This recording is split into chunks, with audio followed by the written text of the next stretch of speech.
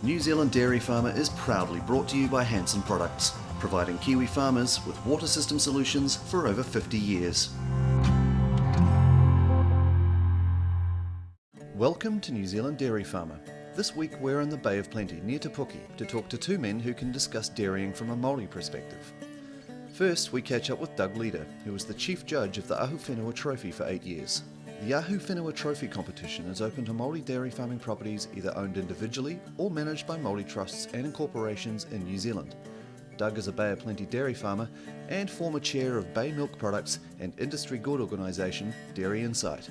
How did you first get involved with the Ahuwhenua Trophy, Doug? That was about 2002-2003 when I was chair of Dairy Insight, the predecessor to what we have today in terms of Dairy NZ. And Meat and Wool approached us at the time, and the Ahuwhenua Trophy, which is a long history dating back to the 30s with Lord Bledisloe and Sir Aparana Ngata, had gone into recess. I think it was in about the 60s, and they decided to bring it out of recess. So that was our first involvement. They asked us as Dairy Insight, on behalf of all the dairy farmers, whether we would be prepared to get in behind and support this event.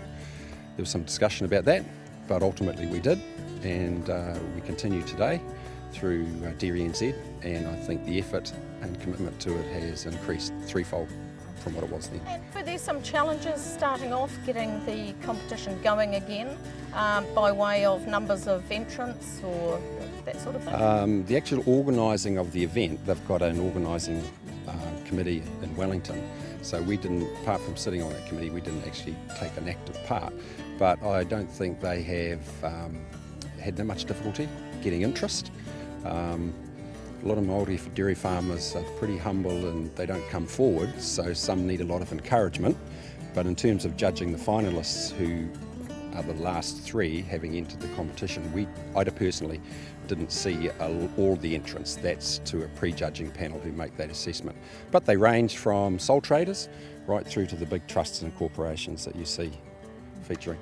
Is there any conflict between sound business principles and the fact that most Māori see themselves as custodians of the land well into the future for future generations?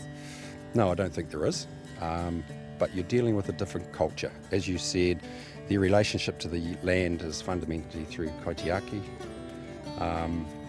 where that's different from what you and I would call the corporate or the investor in terms of a lot of the structures you see these days, where people put money in, the return or the investment reach a certain level of return, and they flick out, made their money, and they go on to the next one.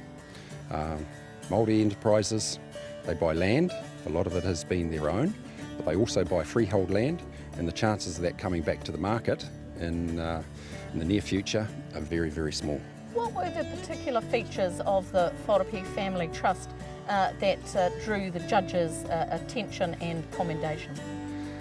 This is relatively a small enterprise. It's only about 70 hectares effective that they milk on. It had been leased as a farming enterprise to some neighbours historically and to some sole traders. And when the trust decided they were going to take it back, they went to an institution and said, can we have some money for build a dairy shed? And the answer was no. So they secured some funds from somewhere else, and they've never looked back. I think the thing that really struck us here in looking at this enterprise was the vision that they have, and that was that the 70 hectares is just a starting point.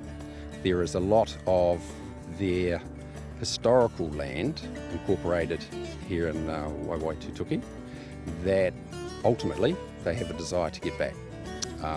They have a strategy to try and do that, and it was pretty clear, and I think they're well on their way in terms of getting their debt level down to a low level, so that when there is an opportunity available in the near future or the future, they're in a position where they can move forward and grow this business.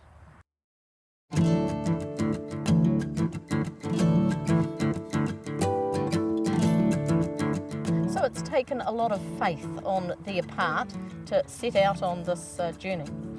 It has, but as I said, I think the driving force here is that traditionally a lot of this land where we are today was their land, and it's that acknowledgement and that culture of that they want to try and capture that land back for the benefit of their whānau. And that's the main driving force. They know they need to make a profit out of this business. It needs to be run as any other commercial enterprise, and that's what they're doing very well. Every year, they have to take a portion of their profit and put it into the Kaumatua grants, which they do, and they also heavily support their local marae, which is at Welcome Bay. So they're a very good example for other smaller Māori dairy farmers of just what can be achieved. Oh, I think they are. And obviously there's other small Māori dairy farmers out there who do just as well, but they're not in the limelight. They didn't make the decision to put themselves entry into this competition. And I think the Wharapi Whānau Trust were probably quite overawed in terms of getting into the final three. They saw themselves as competing with two other big entities that made the final three, but they footed it in terms of their strategy, their governance, their operation, and their vision to what they want to achieve in the end. So it was a courageous move on their part just to enter the competition, really. Oh, I encourage them, and I mean that's what the competition is about. Yeah, it's not focused just on the big entities. It's open to everybody, and we don't differentiate against a small farm fella relative to a big one. It's looking, as I said, at what the vision is, what the strategy is, and the governance around getting to that end point where they want to get to. What are the most important things that entrants tell you as a former judge that they get most from the competition? I think it would be the opportunity to look at the other enterprises. In the first instance, they get to travel to the other farms and there's a presentation on the day. The other one that I think they find quite challenging but very rewarding is the fact that this is the judging process is very interactive.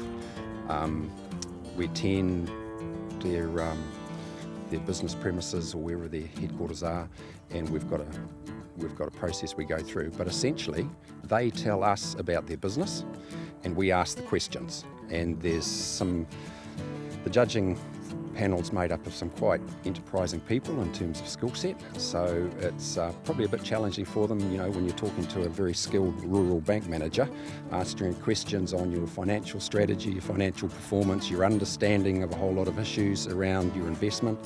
But no, I think that's probably what they find very good, and it's probably good for the trustees too, because it shows them the level of understanding of their business that they have to get to have a good feeling that they're in control of it. After the break, we talk with Rehua Smallman, chair of the Wharapai Whānau Trust. Only 3 years after taking over their own farm, the Trust was named one of 3 finalists in last year's Ahu Whenua Trophy competition. See you after the break.